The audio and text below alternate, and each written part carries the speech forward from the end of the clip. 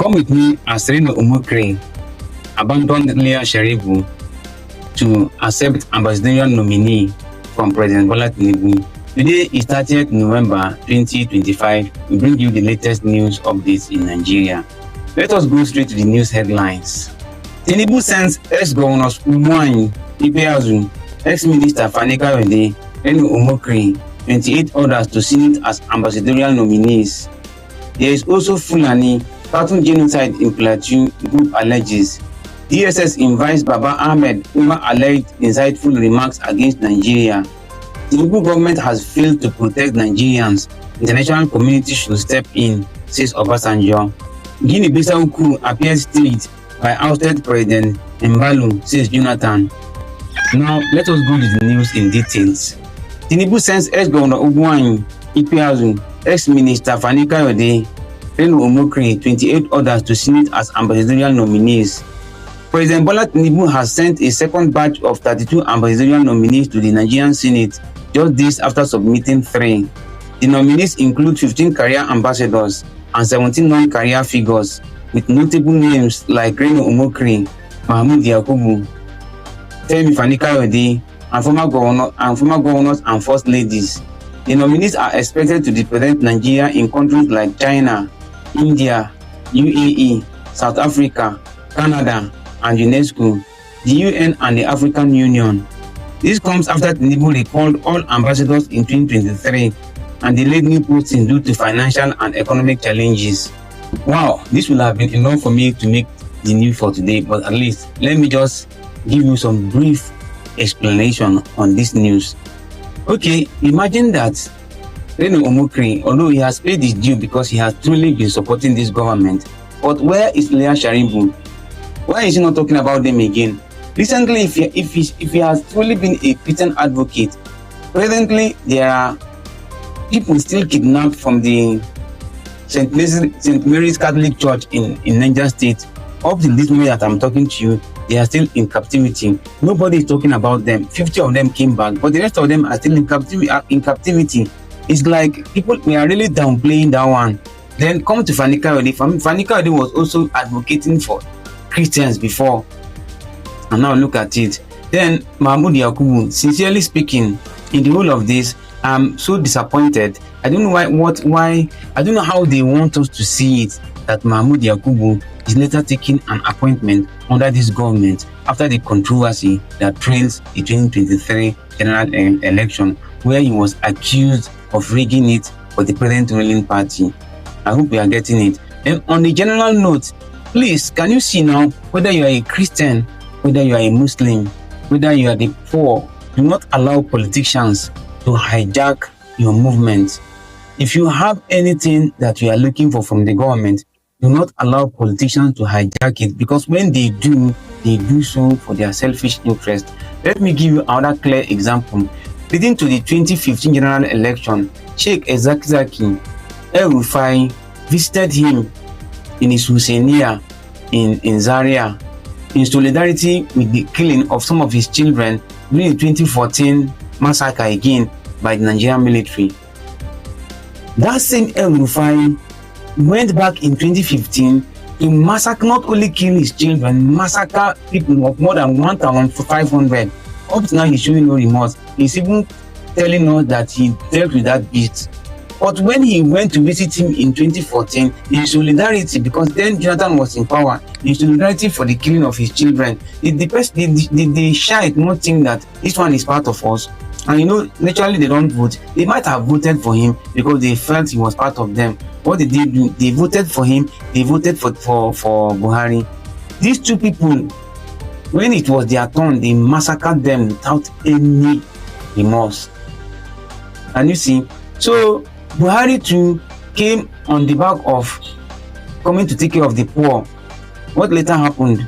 So politicians are not there to protect your interest. They are there to protect their own interest. So if you have any goal that you are pursuing, pursue it diligently without allowing any politician to hijack it. Let us go to the next one. There is also Fulani, cattle genocide in Plateau, group alleges. The concerned Plateau Fulani Forum says Fulani people and their cattle are also victims of killings in Plateau State. National Coordinator Sale Haruna claims over 3,000 Fulani and 10,000 cows have been killed or stolen in areas including Bokos, Barikin Ladi, Mangu, Riom, and Bassa. He calls for balanced reporting, highlighting that while Christian deaths are widely reported, Fulani losses often go unnoticed. Sincerely speaking, he's not far from the truth, because these people are in the bush and nobody really take count about their own losses. Then the whole of this thing, the security agencies, they are to be held accountable. You know why people take laws into their hands? When the security agencies and the judiciary face them, they take laws into their hands. If they know they can get justice, if they go through normal constituted authorities, hardly will anybody take laws into their hands. So the security agencies, the courts should expedite action in prosecuting offenders instead of dragging feet, and at the end of the day, people will now resort to taking laws into their hands. But please, that is not a reason to commit genocide against anyone. Please, let us go to the next one. DSS invites Baba-Ahmed over alleged inciteful remarks against Nigeria. The Department of State Services has invited Base University founder Senator Yusuf Datti Baba-Ahmed for a clarification meeting following recent public comments he made about Nigeria's political situation. Security officials say the remarks raised concerns because they could increase national tension.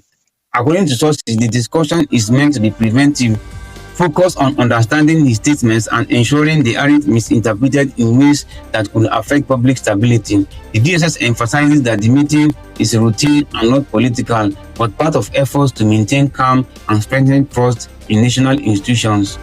You are so fast to invite this one, but you have not invited Gumi to come and give you clarification as to why he has been visiting bandits and also routing for negotiation with them. You've not done that. So this double standard is what makes people not to trust you people. Whenever you invite such kind of people, we feel that you are witch hunting. Yes, because there are people whose voice have really been disuniting in the nation. You have not called them, you have not seen you calling any of them. This one I just went on national television, even trying to down-tune his ideas, because he does not want to offend anybody, and he does not want to sound, controversial. Yet he's been invited. Anyway, let the security do their jobs. If he's invited, let it be in good blood, as they said. They want him to come and explain to them. After the explanation on the television, they want him to come and explain to them. I do hope you explain to them very well. Let us go to the next one. Guinea-Bissau coup appears staged by ousted President Embaló, says Jonathan. Former President Goodluck Jonathan has raised questions about the political crisis in Guinea-Bissau, saying the so-called coup looked staged to stop the announcement of election results. Jonathan, who led an election observer mission, said it was unusual that President Embaló announced the takeover himself while still speaking freely to the media. He described it as a ceremonial coup and joined other leaders, including the UN and Senegalese Prime Minister, in calling for the results to be released and for constitutional order to be restored. ECOWAS and the African Union have now suspended Guinea-Bissau as pressure grows for the country to return to democratic rule. They will not repair the country, but they will be bent on ruling it so that they continue to enjoy the perk of office. As a leader, you are supposed to use the resources of the state to better the life of the state, not only for the states, also for you when you leave power. You see, when you leave power, that is why most of our leaders today, they run away from the continent, or they run away from the country when they leave power. Because of what? What they did when they were in power.